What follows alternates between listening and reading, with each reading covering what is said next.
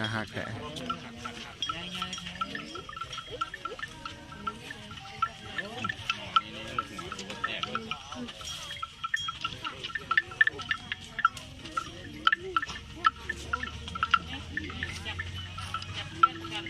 ลูกมันเห็นมันจับหางกันไปเด้ออย่าปล่อยกันเด้อ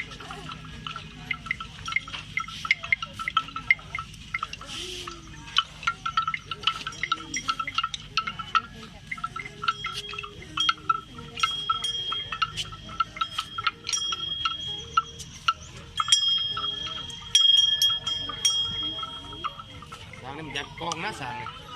เห็นกองมันยันเอาเสื้อมาเบิ่งสาง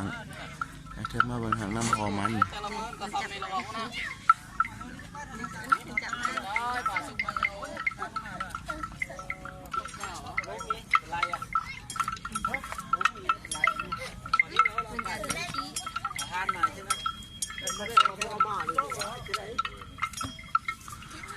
ให้เขากลับมาคุมมือกับบุเบื่อ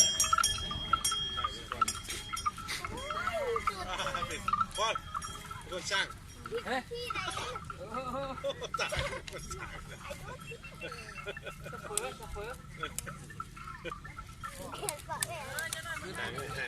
ข้าวปุ๋ยเกิดอ